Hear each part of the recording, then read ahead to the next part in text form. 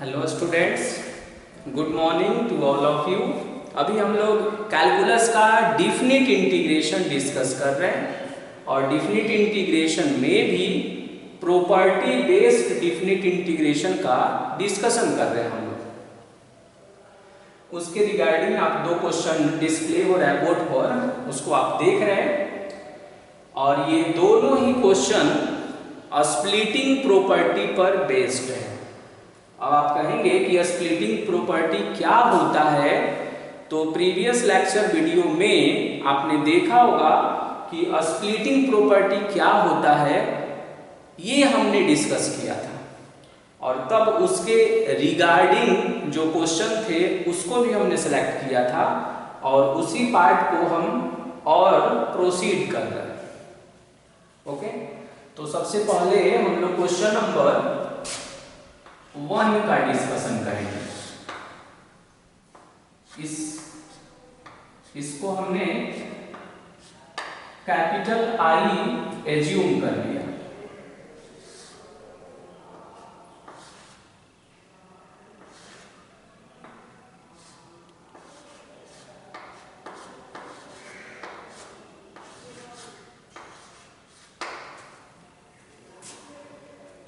-6 to 0 और mode में है x+3, मोड क्लोज हो गया और फिर हो गया dx हो गया। यानी मुझे ये जो मोड है इस बात को इंश्योर करता है कि ये पॉजिटिव होना चाहिए और जब तक हम उस मोड को रिमूव नहीं करेंगे तब तक हम इसे इंटीग्रेट नहीं कर पाएंगे। और बाद में आप देखेंगे कि जब हम इस डिफिनिट इंटीग्रेशन को कंप्लीट कर लेंगे तब हम इसका यूज दिखाएंगे कि इस डिफिनिट इंटीग्रेशन को समझ रख कर हम क्या कैलकुलेट कर सकते हैं। जैसे मैंने कई बार बोला कि डिफिनिट इंटीग्रेशन की समझ रख कर हम एरिया और वॉल्यूम को कैलकुलेट कर सकते हैं डिफिनिट इंटीग्रेशन की समझ रखने के बाद। तो अभी ये क्वेश्चन है, इसका इंफेरियर लिमिट है -6 और सुपीरियर लिमिट है 0 और फिर है मोड में x+3 है और dx है। तो सबसे पहले हम ये सोचेंगे कि ये मोड कैसे रिमूव करेंगे। इसके लिए क्या करेंगे आप, सबसे पहले कि जो मोड के इनसाइड में होगा उससे 0 के इक्वल करेंगे और x का वैल्यू निकालेंगे। पहला काम ये करेंगे।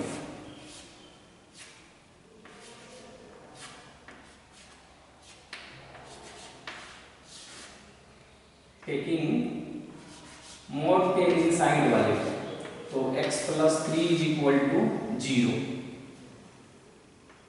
और फिर क्या करेंगे हम यहां से x का वैल्यू निकालेंगे।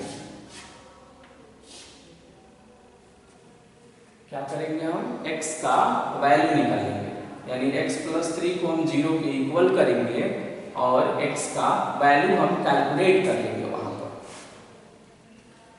जब हम x का वैल्यू वहां कैलकुलेट कर लेंगे तो इसका जो लोअर लिमिट है, यानी जो इसका इंफेरियर लिमिट है और ये जो अपर लिमिट है जिसको सुपीरियर लिमिट भी कहा जाता है, इसके रिगार्डिंग हम साइन स्कीम बनाएंगे। तो अब साइन स्कीम आप देखिए कैसे बनाते हैं साइन स्कीम।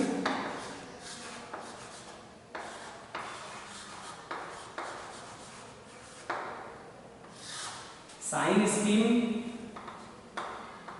इस बात को इंश्योर करता है, साइन स्कीम जो है इस बात को इंश्योर करता है कि कौन से पार्ट में वो पॉजिटिव होगा और कौन से पार्ट में वो नेगेटिव होगा। जैसे हमने एक नंबर लाइन बनाया ऐसे, आप क्या करिएगा कि जो लोअर लिमिट है और अपर लिमिट है उसको नंबर लाइन पर प्लॉट कर दीजिएगा। इस बात को ध्यान रखते हुए कि पहले कौन आएगा और बाद में कौन आएगा, क्योंकि इस साइड में -∞ सोच रहे हैं और इस साइड में हम +∞ सोच रहे हैं। तो यहाँ कितना है इसका लोअर लिमिट है लोअर लिमिट है -6 और अपर लिमिट कितना है 0। तो डेफिनेटली -6 इधर होगा और 0 इधर होगा। बस इसे लोकेट कर देंगे हम ऐसे ही एट रैंडम डिस्टेंस बनाते हुए। अब आप सोचेंगे कि 0 इधर रहता और -6 उधर रहता, ऐसे भी तो लिख सकते हैं ना। तो ऐसा नहीं होगा, क्योंकि आपने प्राइमरी सेक्शन में जो नंबर लाइन आप बनाते थे ना, तो उस नंबर लाइन में आप देखे होंगे कि अगर हम लेफ्ट टू राइट मूव करेंगे, लेफ्ट टू राइट, तो पहले -6 आएगा और बाद में 0 आएगा। ओके, तो जब हम इसको कर लेंगे, इसका लोअर लिमिट और अपर लिमिट को जब हम प्लॉट कर लेंगे, तब ये जो वैल्यू है जिसको हमने 0 के इक्वल करके निकाला था, वो कितना है -3 है। उसे हम नंबर लाइन पर प्लॉट करेंगे। तो जब हम नंबर लाइन पर प्लॉट करेंगे, ये हो गया मेरा नंबर लाइन। तो देखिए ये -6 है और 0 है, और यहाँ पर जब उसको 0 के इक्वल करेंगे तो कोई वैल्यू आएगा, उसको भी यहाँ प्लॉट करना है। तो -3 है, तो ये कॉमन सेंस की बात है कि -6 और 0 के बिटवीन में ही आएगा -3। ठीक है, तो हमने उसे प्लॉट कर दिया। जब हम ये प्लॉट करेंगे और ये साइन स्कीम हम बना किसके रहे हैं, तो मोड के जो इनसाइड में होता है, तो मोड के इनसाइड में कौन है, x+3 है। तो x+3 के लिए साइन स्कीम बना रहे हैं। मॉड x+3 के लिए साइन स्कीम नहीं बना रहे हैं, हम बना रहे हैं x+3 के लिए, यानी मोड के जो इनसाइड में है उसके लिए हम साइन स्कीम डेवलप कर रहे हैं। अब आपको ये सोचना है कि -6 से लेकर और -3 के बीच का कोई एक वैल्यू आपको सोचना है। -6 एंड -3 के बिटवीन का कोई एक वैल्यू सेलेक्ट करें, कोई भी एक वैल्यू। तो हमने सेलेक्ट कर लिया -4, इसके बिटवीन में ही आएगा -4। -5 भी सिलेक्ट कर सकते हैं, उसी तरह आप पर डिपेंड करता है। माइनस में 3.5 भी कर सकते हैं सेलेक्ट। हम ये सिर्फ कहना चाहते हैं कि -6 और -3 के बिटवीन का वैल्यू कोई सेलेक्ट करिए। तो हमने एक वैल्यू सेलेक्ट कर लिया -4। -4 को यहाँ पुट करिए, x के जगह पर -4 पुट करिए।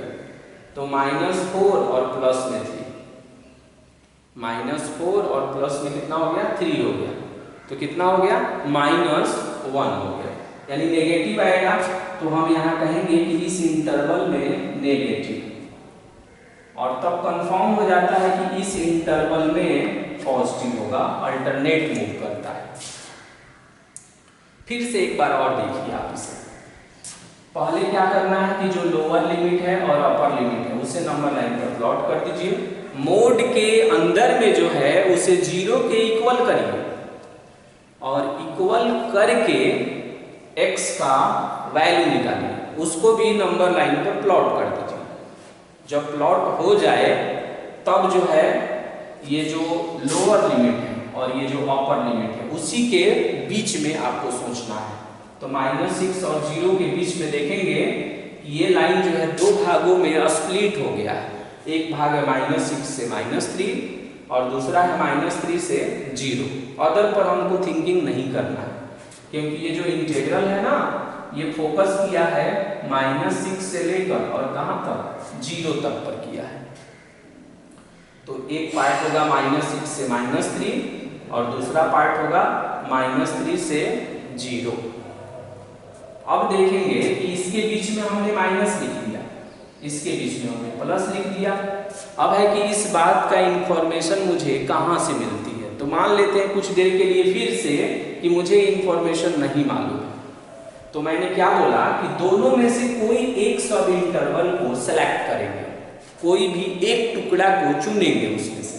जैसे किसी ने चुन लिया एक जो उसका सब इंटरवल है वो -3 से 0 तक है, तो -3 से 0 के बीच में कोई एक के वैल्यू चुनिए।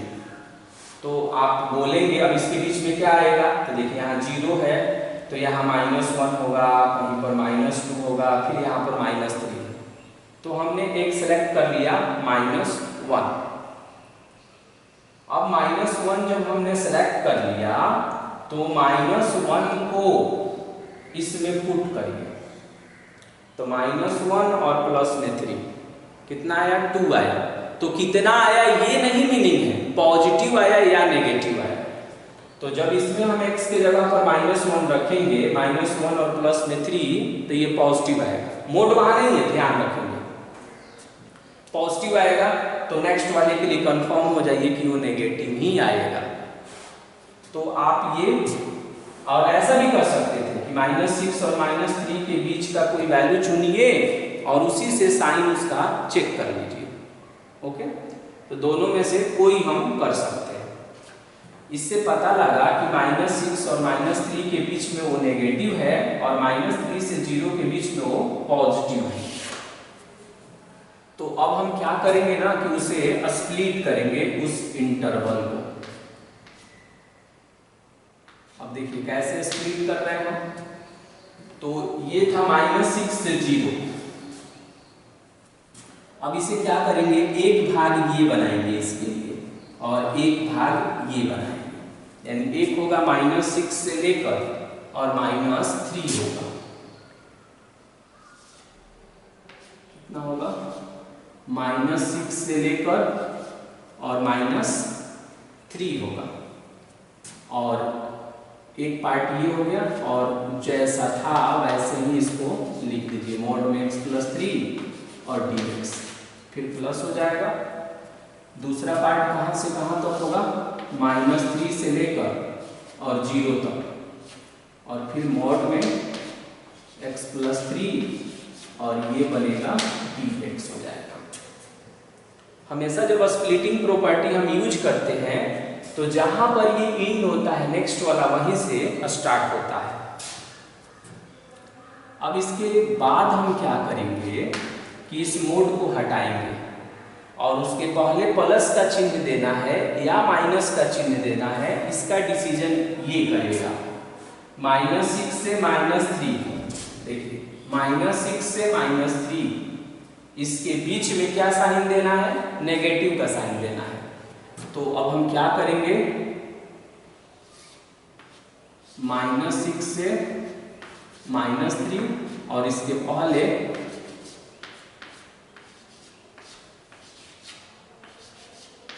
नेगेटिव का चिन्ह। ओके, और दूसरा कितना है, -3 से लेकर और 0 तक, और ये मोड हटेगा और इसके पहले प्लस देना है, इसका डिसीजन यहाँ से मिलेगा तो इसके पहले प्लस लिख देंगे और मॉडुली के साइन को हम रिमूव कर देंगे। क्या कर देंगे, हम रिमूव कर देंगे। अब ये जो माइनस आप देख रहे हैं, इस माइनस को हम बाहर करेंगे। क्या करेंगे, बाहर करेंगे। अब बताइए, डायरेक्ट हम इंटीग्रेट कर रहे हैं, x dx है तो x का इंटीग्रेशन x² / 2 होगा और 3 dx का इंटीग्रेशन तो 3 हो गया और dx का हो जाएगा x हो जाएगा, और ये हो गया -6 से -3 प्लस, फिर यहाँ x dx है तो ये होगा x² / 2 और प्लस में हो जाएगा 3, और dx का जब हम करेंगे तो फिर हो जाएगा x और ये आएगा -3 से 0। और ये हमेशा ये ध्यान नहीं रखना चाहिए कि अपर लिमिट लोअर लिमिट से बड़ा होता है, ये नेसेसरी नहीं होता है। यहाँ पर भले ही वैसा है लेकिन वो नहीं भी हो सकता है। ओके, अब इसे कैसे सिंप्लीफाई करते हैं, तो जहाँ जहाँ x है वहाँ वहाँ अपर लिमिट रखिए।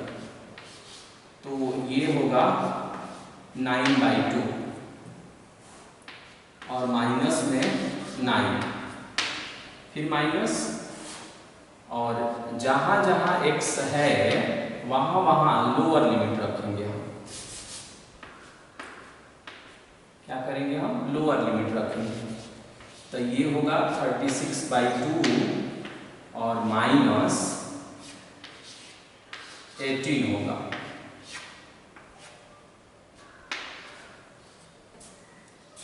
ओके, ऐसे होगा।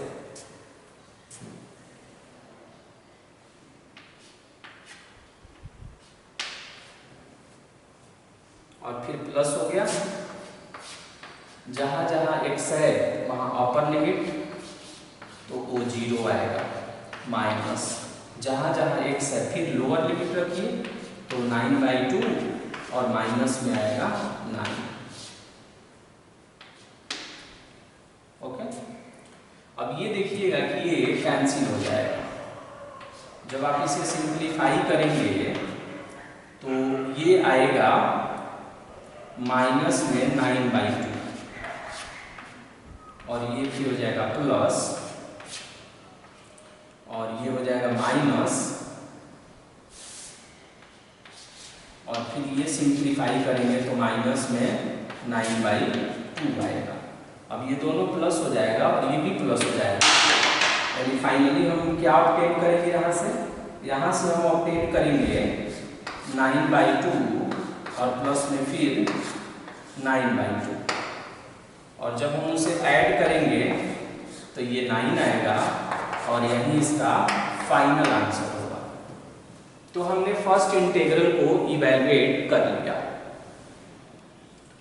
मेन मेरा मिशन क्या था कि उस मॉडुली के साइन को रिमूव करना। जैसे ही हम उसे रिमूव करेंगे ये सिंपल क्वेश्चन की तरह बिहेव करेगा। यानी मेन जो इसमें कॉन्सेप्ट है वो कॉन्सेप्ट है मॉडुलस के साइन को रिमूव करना। अब हम सेकंड इंटीग्रल को देखेंगे। सेकंड इंटीग्रल को भी हमने कैपिटल I एज्यूम कर लिया, और ये है इंटीग्रेशन -1 से +1।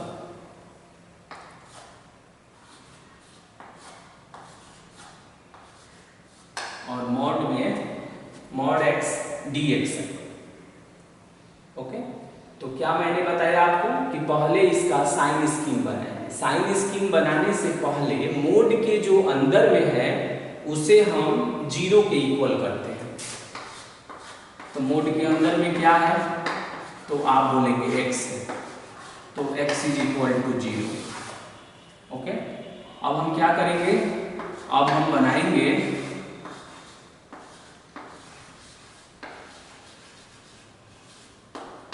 Sign scheme. तो जब हम साइन स्कीम बनाएंगे तो ये आएगा आपका पहले इसका लोअर लिमिट और अपर लिमिट। क्या बताया था मैंने? लोअर लिमिट और अपर लिमिट को प्लॉट करेंगे तो -1 हुआ और कहीं पर 1 होगा।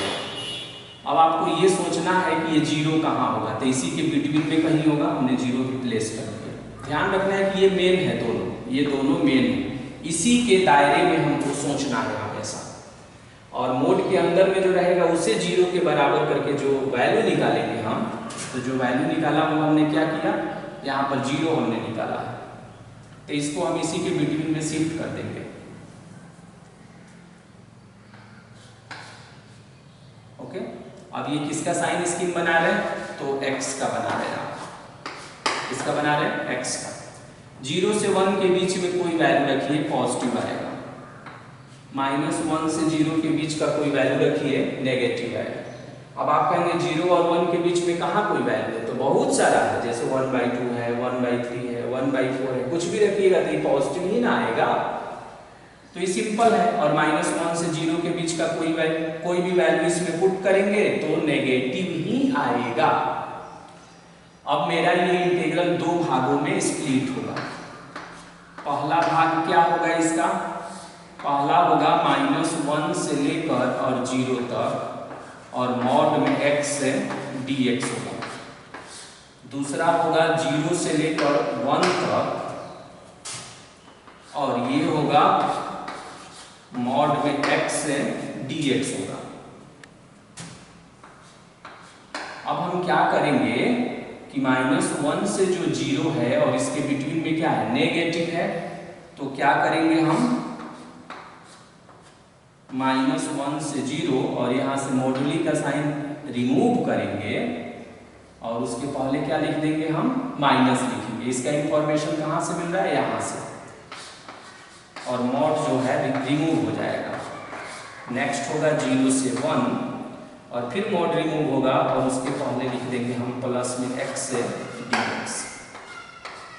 अब बताइए, माइनस हो गया x का इंटीग्रेशन x² बाई 2 -1 से 0 और फिर प्लस x का इंटीग्रेशन x² बाई 2 और ये हो जाएगा आपका 0 से 1 हो गया। अब हम क्या करेंगे, यहाँ से यहाँ माइनस हो गया, जहां जहां x है ना वहां वहां 0 लिख दीजिए, तो 0 आएगा, माइनस जहां जहां x है वहां वहां -1 रखिए, तो आप देखेंगे इतना आएगा 1/2 आएगा, ब्रैकेट क्लोज, फिर माइनस, फिर क्या करिए कि जहां जहां माइनस नहीं यहाँ था प्लस, और फिर जहां जहां x है वहां वहां 1 रखिए, तो 1/2 और फिर आप 0 रखेंगे सेकंड वाले के लिए, इसमें है। ओके, ये सिंप्लीफाई, तो ये माइनस और ये माइनस मिलकर हो जाएगा प्लस में 1/2 और फिर यहाँ से हो जाएगा 1/2, दोनों को ऐड करेंगे तो ये 1 आएगा। और इस तरह से इस इंटीग्रल को भी हमने कंप्लीट किया, इसका आंसर हो जाएगा 1। तो ये जो फर्स्ट इंटीग्रल आप देख रहे हैं यहाँ पर, तो फर्स्ट जो इंटीग्रल है वो -6 से 0 है और मॉड में x + 3 dx है, तो उसको हमने इवैल्यूएट किया, तो इसका इंटीग्रल हमने 9 प्राप्त किया और इसका इंटीग्रल हमने 1 प्राप्त किया।